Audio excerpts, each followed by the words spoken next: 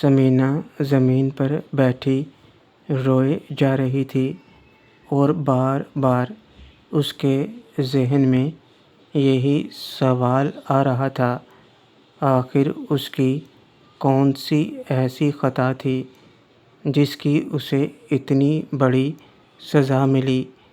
میں سمینہ میڈم کے بارے میں سوچتا چلا جا رہا تھا۔ مجھے کچھ سمجھ نہیں آ رہا تھا کہ میں کیا کروں۔ سمینہ میڈم کے ملنے کی جو خوشی ہونی چاہیے تھی، اب اس کی جگہ درد اور پچھتاوے نے لے لی تھی۔ جو بھی ہوا انجانے میں ہوا تھا، مگر زندگی کے آئینے میں وہ عکس ایسے نظر آئے گا یہ سوچا بھی نہیں تھا۔ میں اپنے خیالوں میں گم تھا کہ میرا فون بجنے لگا۔ یہ فون موہت کا تھا، جو مجھ سے پوچھ رہا تھا کہ میں کہاں ہوں۔ میں نے اسے بتا دیا کہ میں بس آ رہا ہوں اور جلدی سے اس کے گھر کی طرف چل دیا۔ سمینہ پھوپھی کی جو حالت تھی اسے دیکھ کر مجھے ان کا ذکر کرنا ٹھیک نہیں لگ رہا تھا، اس لیے میں نے سوچ لیا کہ جب تک وہ خود نارمل نہیں ہو جاتیں تب تک میں کسی سے کچھ نہیں کہوں گا۔ مگر ان کو نارمل کیسے کیا جائے، یہ بھی ایک پیچیدہ مسئلہ تھا۔ آخر وہ اس سچائی کو کیسے قبول کر پائیں گی۔ مجھے بار بار ان کی فکر ہو رہی تھی۔ میرا دل بار بار یہی کہہ رہا تھا کہ مجھے انہیں چھوڑ کر نہیں آنا چاہیے تھا، کہیں وہ اپنے ساتھ کچھ کر نہ لیں۔ مگر سچائی یہ بھی تھی کہ میرے سامنے ہونے پر وہ خود کو اور بھی زیادہ قصور دیتی رہتیں۔ اسی لیے میں چلا آیا تھا۔ تبھی مجھے روبینہ کا خیال آیا۔ ایک وہی تو تھی سمینہ پھوپھی کی سب کچھ، ان کی دوست، ان کی بہن، ان کی ہمراز ہمدرد۔ میں نے جلدی سے فون نکالا اور روبینہ کو فون کیا۔ انہوں نے بھی دوسری رنگ پر فون اٹھا لیا۔ روبینہ تو آ گئی، حضور کو اپنی کنیز کی یاد، شکر ہے اپنے پیار کا خیال تو آیا جناب کو۔ شیرو آپ ابھی کہاں ہیں؟ روبینہ چونکتے ہوئے، کیا بات ہے؟ تم پریشان لگ رہے ہو، کیا ہوا ہے؟ سب ٹھیک تو ہے نا؟ شیرو کچھ ٹھیک نہیں ہے، آپ کو ابھی سمینہ پھوپھی کے پاس جانا ہوگا، ورنہ وہ کہیں خود کو کچھ۔ روبینہ کیا ہوا ہے سمینہ کو، اور وہ خود کو کچھ کیوں کرے گی؟ ایک منٹ، تم نے ابھی کیا کہا؟ سمینہ پھوپھی؟ روبینہ اچانک سے حیران ہو گئی تھی۔ پھوپھی لفظ سن کر اسے اپنے کانوں پر جیسے یقین نہیں ہو رہا تھا۔ وہاں پھوپھی؟ کیونکہ وہ میری پھوپھی ہیں، میں ان کے سگے بھائی کا بیٹا ہوں اور وہ میری سگی پھوپھی ہیں۔ یہ بات مجھے آج ہی پتہ چلی ہے۔ قسمت نے بہت بڑا مذاق کیا ہے ہمارے ساتھ۔ سمینہ پھوپھی روئے جا رہی ہیں، کہیں وہ خود کو کچھ کر نہ لیں۔ پلیز آپ ابھی ان کے پاس چلے جائیں۔ انہیں بس آپ ہی سنبھال سکتی ہیں روبینہ۔ او مائی گاڈ، او مائی گاڈ، ایسا کیسے ہو سکتا ہے؟ کیا تم سچ کہہ رہے ہو؟ کہیں تمہیں کوئی غلط فہمی تو نہیں ہوئی؟ شیرو، مجھے کوئی غلط فہمی نہیں ہوئی۔ پلیز آپ ابھی اسی وقت ان کے پاس چلے جائیں، ورنہ وہ کہیں خود کو کچھ کر نہ لیں۔ اگر ایسا ہوا تو میں بھی… روبینہ اسٹاپ، اس سے آگے کچھ مت کہنا۔ ثمینہ ایسا کچھ نہیں کر سکتی، میں ابھی اس کے پاس جاتی ہوں۔ اور پلیز تم بھی خود کو سنبھالنا۔ مجھے تو ابھی یقین نہیں ہو رہا جو تم نے ابھی کہا۔ تم اپنا خیال رکھنا، میں اس کے پاس جا رہی ہوں۔ روبینہ سے بات کر کے مجھے کچھ تسلی ہوئی اور میں اپنے من کو سمجھاتا ہوا موہت کے گھر پہنچ گیا، جہاں سب میرا انتظار کر رہے تھے۔ رخسانہ، کہاں چلے گئے تھے تم؟ ہم کب سے انتظار کر رہے ہیں۔ شیرو، وہ ایک دوست سے ملنے گیا تھا۔ موہت، چل آج یار ساتھ میں کھانا کھاتے ہیں۔ شیرو، نہیں یار، میرا من نہیں ہے۔ رخسانہ، ایسے کیسے من نہیں ہے؟ چپ چاپ بیٹھو یہاں۔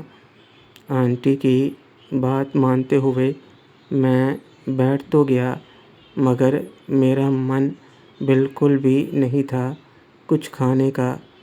میں نے اپنے چہرے سے کچھ ظاہر نہیں ہونے دیا کہ میں کن حالات سے نکل کر آ رہا ہوں، مگر شمائلہ باجی مجھے گھور کر دیکھ رہی تھیں۔ میری نظر جب ان سے ملی تو خود کو ایسے گھورتا دیکھ کر میں نے نظریں چرا لیں۔ شیرو، ناصرہ باجی نظر نہیں آ رہی کہیں؟ رخسانہ، ہاں بیٹا، وہ گھر سے فون آیا تھا تو وہ گھر چلی گئی، بول کر گئی ہے کہ صبح جلدی آ جائے گی۔ کھانا کھاؤ۔ من نہ ہوتے ہوئے بھی میں چپ چاپ کھانا کھانے لگا۔ بار بار میرے دماغ میں بس ثمینہ پھوپھی کا خیال تھا، اس لیے میرا ہاتھ کھانا کھاتے رکتا جا رہا تھا۔ موہت اور آنٹی مجھ سے بات کر رہے تھے، مگر میرا بالکل بھی دھیان نہیں تھا۔ رخسانہ، شیرو، کیا ہوا؟ تم کھانا کیوں نہیں کھا رہے؟ کیا بات ہے؟ تمہارا دھیان کدھر ہے؟ شیرو، کچھ نہیں، وہ بس نائلہ مامی کی یاد آ رہی تھی۔ رخسانہ، کیوں؟ کیا اب ہمارا ساتھ تمہیں اچھا نہیں لگ رہا؟ شیرو، نہیں، ایسی بات نہیں ہے، وہ بس ایسے ہی نائلہ مامی یاد کر رہی ہوں گی نا۔ رخسانہ، کوئی بات نہیں، کل تو تم جا ہی رہے ہو گاؤں، اب آرام سے کھانا کھاؤ۔ میں نے جیسے تیسے تھوڑا بہت کھانا کھایا اور تھکاوٹ کا بہانہ بنا کر اپنے کمرے میں چلا گیا۔ موہت مجھ سے بات کرنا چاہتا تھا، مگر میں نے منع کر دیا اور وہ بھی اپنے کمرے میں چلا گیا۔ کمرے میں آتے ہی میں بیڈ پر پڑ گیا اور ثمینہ پھوپھی کے بارے میں سوچنے لگا۔ تبھی میرے فون پر ریما کی کال آنے لگی۔ ریما کا نمبر دیکھتے ہی میرے ہاتھ کال پک کرتے کرتے رک گئے۔ ریما ثمینہ پھوپھی کی بھتیجی، یعنی کہ میرے چچا کی بیٹی تھی، جسے میں دل و جان سے چاہتا تھا، اور اب ایک ہی جھٹکے میں سب ختم ہو گیا۔ تقدیر نے کتنا خوفناک مذاق کیا تھا، جس کے ساتھ پیار کی دنیا بسانے کی سوچ رہا تھا، وہ ایک پل میں ہی پرائے ہو گئے۔ کہاں میں اپنے کھوئے ہوئے خاندان سے ملنا چاہتا تھا، اور اب ایسی حالت ہو گئی تھی کہ سچائی بتانے میں بھی شرم آ رہی تھی۔ میں نے ریما کا فون بجنے دیا۔ وہ مسلسل فون کیے جا رہی تھی اور میں بس فون سائلنٹ پر کر کے سوچ رہا تھا۔ ریما میری چچا زاد بہن تھی رشتے میں، جسے میں اپنی بیوی، اپنی زندگی بنانا چاہ رہا تھا، اور اسما میری سگی چاچی، جس کے ساتھ میں تعلقات بنا چکا تھا، اور روزینہ، ناصرہ، اور تو اور اپنی تائی کے ساتھ ساتھ میں نے کتنا کچھ کیا تھا۔ یہ سب سوچ سوچ کر میرا سر درد سے پھٹا جا رہا تھا۔ ان سب کے سامنے اب میں کیسے جاؤں گا، کیسے انہیں کہوں گا کہ میں ان کا اپنا ہوں؟ میں تو اس قابل بھی نہیں رہ گیا تھا کہ انہیں اپنا سچ بتاؤں۔ ناصر کی تو میں نے زندگی برباد کر دی تھی۔ ایک سے ایک سوال میرے دماغ میں گھومتے جا رہے تھے، اور میری بے چینی بڑھتی جا رہی تھی۔ سب سے بڑا سوال تو میرے پیار کا تھا ریما۔ اب ریما کو میں کس نظر سے دیکھوں؟ چاہے میں اپنی خالہ کی بیٹیوں کے ساتھ بھی ملاقات کر چکا تھا، مگر ریما کے ساتھ میں زندگی گزارنے کے خواب دیکھ چکا تھا، اور اب سب ختم ہو گیا تھا۔ میں کبھی خود کو تو کبھی اپنی تقدیر کو کوس رہا تھا۔ یہ میرے ساتھ کیا ہو گیا؟ سچ ہی کہتے تھے سب کہ میں ہوں ہی منحوس، اور پھر سے ایک بار میری منحوسیت میرے سامنے آ گئی تھی۔ ایک بار پھر سے میں سب کچھ کھو بیٹھا تھا۔ میری آنکھوں میں نیند بالکل بھی نہیں تھی، اور دل خون کے آنسو رو رہا تھا۔ سب خواب چکنا چور ہو گئے تھے، سب ارمان مٹی ہو گئے تھے۔ میرا دل رونے کو ہو رہا تھا، مگر رو کر بھی کیا ہونا تھا؟ مجھے نائلہ مامی کی یاد آ رہی تھی۔ میرا فون فلیش کر رہا تھا، مگر اب فون گھر سے آ رہا تھا۔ شاید نائلہ مامی کر رہی ہوں گی۔ میری ہمت نہیں ہو رہی تھی کہ میں فون اٹھاؤں، مگر جب بار بار فون بجتا رہا تو مجھے لگا کہ فون اٹھا لینا چاہیے، ورنہ سب ٹینشن میں آ جائیں گے۔ شیرو، ہیلو ہیلو، کہاں ہو تم؟ فون کیوں نہیں اٹھا رہے تھے؟ کیا ہوا ہے؟ تم بولتے کیوں نہیں؟ فون پر نائلہ مامی تھیں۔ ان کی آواز سنتے ہی میری آنکھوں میں آنسو بہنے لگے، مگر زبان تھی کہ جیسے لکوہ مار گئی ہو۔ نائلہ، تم بولتے کیوں نہیں بیٹا؟ میرا جی گھبرا رہا ہے۔ بات کیا ہے؟ کچھ تو بول، مجھے دو بھابھی۔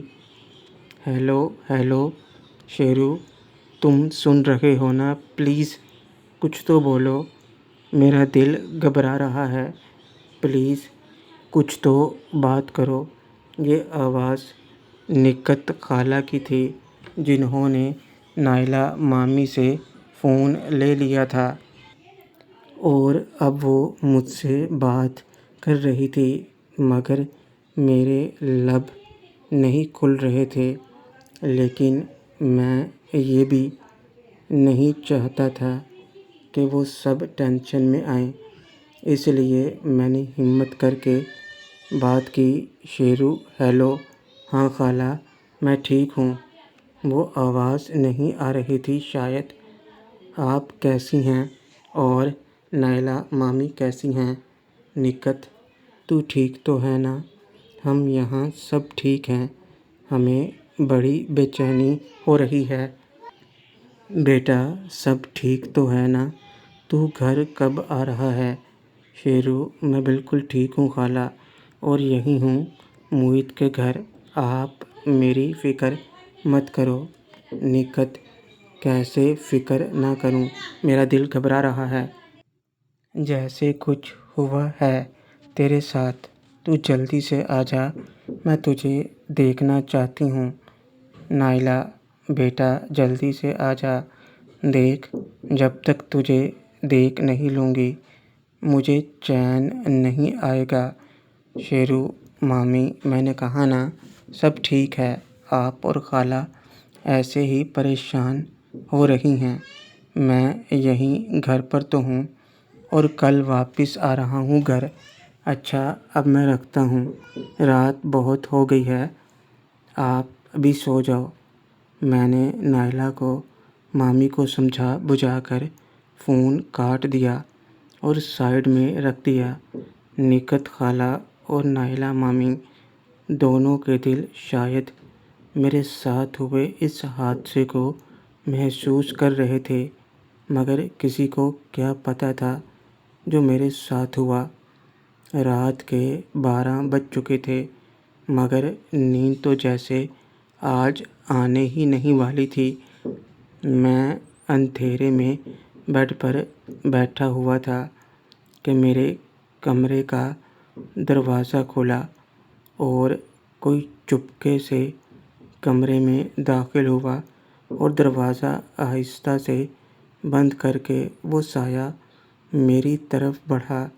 مجھے سمجھتے دیر نہیں لگی کہ لازمی یہ رخسانہ آنٹی ہوں گی، اور میرا یہ اندازہ صحیح ثابت ہوا جب بیڈ کے قریب آ کر انہوں نے دھیمی آواز میں میرا نام لیا، رخسانہ۔ شیرو: شیرو سو گئی کیا؟ ادھر روبینہ گھر پر آرام کر رہی تھی جب شیرو کا فون آیا تھا، اور اپنی سب سے خاص سہیلی ثمینہ کے بارے میں سن کر وہ بھی ٹینشن میں آ گئی تھی اور جلدی سے کپڑے بدل کر اکیلی ہی نکل جاتی ہے ثمینہ سے ملنے۔ جب وہ ثمینہ کے گھر پہنچی تو دروازہ کھلا ہوا تھا۔ روبینہ بھاگتے ہوئے گھر کے اندر چلی گئی تو ثمینہ زمین پر ہی لیٹی ہوئی تھی، جیسے اسے کچھ ہو گیا ہو۔ روبینہ چیخ کر: ثمینہ! روبینہ: ثمینہ ہوش میں آؤ، ہوش میں آؤ ثمینہ! روبینہ جب ثمینہ کے گھر پہنچی تو وہ بے سود فرش پر پڑی ہوئی تھی۔ اصل میں وہ تو رو رو کر بے سدھ ہو گئی تھی۔ پسینے سے بھری ثمینہ خود کو ذمہ دار ٹھہراتے ہوئے رو رہی تھی۔ جب سے شیرو اس کے پاس سے گیا تھا اور وہ چاہ کر بھی اپنے بھتیجے کو اپنے ساتھ نہیں لگا پائی، کیونکہ اس کے ضمیر نے اسے قصوروار بنا دیا تھا۔ اپنے ہی سگے بھتیجے کے ساتھ پیار اور تعلقات بنانے کا ثمینہ تو جیسے اب جینے کی تمنا چھوڑ چکی تھی۔ زندگی نے آج ایسا جھٹکا دیا تھا کہ اب اسے زندگی سے نفرت ہو گئی تھی۔ شیرو سے ہی اس نے غم دیکھے تھے۔ پیدائش کے وقت ہی ماں چل بسی، اور پھر باپ کی موت کے بعد سوتیلے بھائیوں نے گھر سے نکال دیا تھا۔